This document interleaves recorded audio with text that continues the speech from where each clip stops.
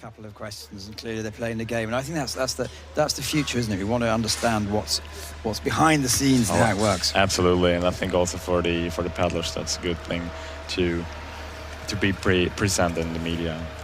And most of them, and pretty much all of them, play the game, and we unfortunately only do it in English, and they all get their words out. Yeah, but that's also the way how you communicate under the athletes, each other. So let's go for the K2, 1,000 meters. Stars are all around here. There's lots of big names from the past, the present, and probably the future. Again, we've got 5 of the 9 finalists from last year. Kubelosh and Penner, they came 6th last year. They won a World Cup, and they're massive height difference. Normally, the chap in the back can't see, but he's got a lovely view this time. Absolutely, yeah. And they also have the world record, or world best time last year in Saga. They did the 3:05, which is just incredibly fast. Rennie Holten-Poulsen and Morten Graversen. Rennie has medals in this, going back many years, and really a top athlete. We have the young, we've been saying the young for the last 4 or 5 years now. They're really coming to their own. It's Riley Fitzsimmons and Jordan Wood. So if you're watching in the early hours of Australia, it's hopefully going to be worth the effort. Max Hoff, Marcus Grace. Max gets so nervous. He's 35 years old now, and he says every day he's like a little boy and never gets used to it, but he's really up for it. These are the boys to beat, certainly. Tomasevic and Zoric. They look fairly lightweight, especially Zoric, but they can really make the move. They're the defending champions, by the way. Here we have Medvedev and Urania. Again, they're really top athletes, still annoyed that they missed out on the Olympics, and they've got something to prove. Geller, Botek, they came 2nd last year. Maxime Beaumont, well, yes, he goes in every category. And Guillaume Berger, they're going to be looking to watch out. Nikosias and Olniak from Lithuania, who are fast starters. Interesting to know with Maxime Beaumont and Guillaume Berger from France, they know exactly the water temperature. They crossed the line in their semi-final. They leaned back, Maxime Beaumont leaned back to put his hand back to congratulate Berger, and they fell in, which is really stupid. 21 degrees the water is, so it's okay. But Maxime Beaumont, obviously an Olympic medalist from the K1 200 meters. He's also rather good at the other events, so they're just chopping around, and the reason he's doing different events, he needs the motivation. Anyway, they are off, and it's a great start from the French sprinters. They've done it all the time so far this week. They've been the first to make. If it was a 200-meter race, they'd certainly be off. Here we go, sprinting power. They couldn't in the first heat, where it was only the winner went through, and the Germans won that. They really sort of fell apart at the end.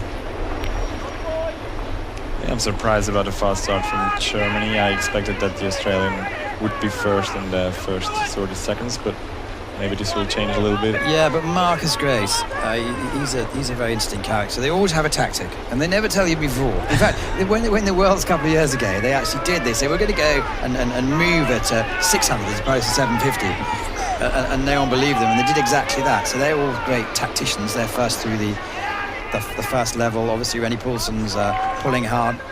Max Hoff came across from wild water racing. You've done a bit of that as well, so you athletes can adapt a lot. Yeah, absolutely.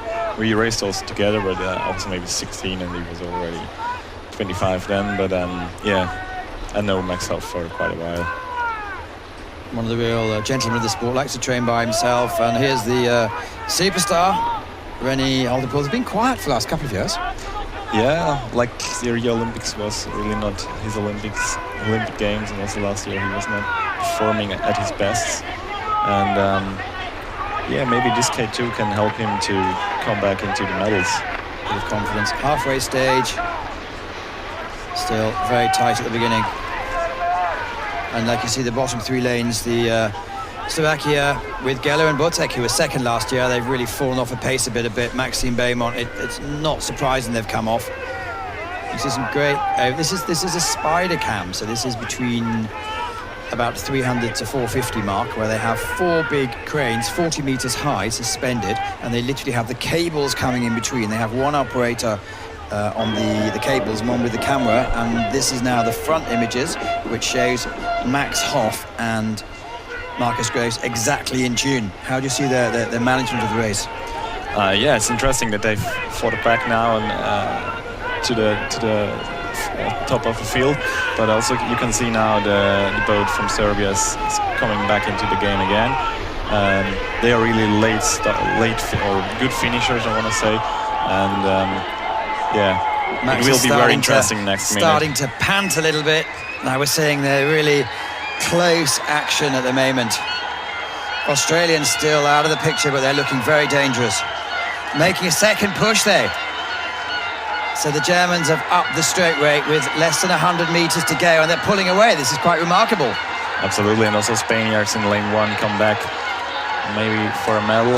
Well, this is impressive. They can hold on to it. Spain really fast finishing. The angle's slightly deceptive. We've only got about 30 meters to go, but it looks like Germany's going to hold on for a famous victory unless they fall out of the boat. Well done, Germany. World champions, K2 1000. Great finish by, looks like Spain, and Serbia didn't quite have the gas at the end. That was a great performance. Yeah, and a great race as well. A lot of changing. And I don't know about the bronze medal. Did you see? It was really close. I think it was the Serbians. Okay, I think as well, but I'm not sure. Kanu-Asse and Penna. Well, they kept it quiet, and then the last 100 meters they really came up. Absolutely, that was a really great tactic from the Spanish crew. Look at the start from Maxime Beymont. Just another league. Bravo. But they did well, didn't they? Because it looks like they've been caught. Then it was at 750 meters. They really upped the pace a bit. Absolutely. And also Denmark was in front at 500 meters, but they came back, and that's the first World Championship title for Max Hoff in the K2. That's also quite remarkable. Olympic champion in the K4, and we're going to see those two in the K4 later. Max Rentschmidt, who is an Olympic champion himself, he'll be going in the 1,000 meters. And this is a great crowd. We had a load of Spanish here yesterday, making an awful lot of noise. I thought it was a stag party, but it turns out they're all athletes and friends of. Absolutely. It sounds like a football game when the Spanish fans are cheering, and I'm pretty sure they are going crazy right now when the first medal for Spain in this World Championship. The reason we don't know that is they're about 100 meters away, so we are 20 meters after the finish. There they are, thank you. There's the boys. The Spanish, yeah, it's great. They've all got their lovely umbrellas. You need the umbrella because the sun really is quite punishing. But they've made the day so far. Normally it's the Hungarians. Maybe they have to wait till next year. Yeah, and Sevilla, maybe the city of Spain, is only 5 hours away from here, and a lot of kayakers come from there, and this is sure the reason why so many Spanish fans are here. Gold medal, World Champions 2018. Hoff and Grace, Kanu-Asse and Penna, Silva, Tomicevic and Zoric in third, with just missing out by 0.25 of a second are Fitzsimmons and Woods. Their day may well come.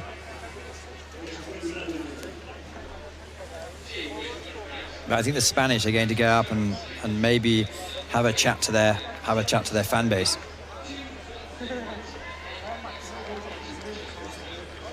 So as you say, well, you can see the conditions, but I think that's probably made Max Hoff, who's the last couple of years, he looks so decided. You were in the early stages of this race. What are you? Do you have ambitions to keep going and be motivated? I suppose you're part-timer now, so it's going to be difficult, isn't it? Yeah, for sure, yeah. I don't really know how it will go on the next couple of months with training, because I have a new job, so I will see. And I also have to analyze these World Championships, how I will continue my paddling career. What is sure is that I will paddle forever, because I love this sport, and I think as every athlete here, you're so connected with this sport, you can't just stop it. Fabio Wies from Switzerland, who was in Rio, the Olympic Games. But here the boys, I think we're going to have a word, if they can breathe. Ich denke auch. Danke, dass du dich mit mir auswählst. Die Serben sind auch nicht unschlagbar, Max. Thank you.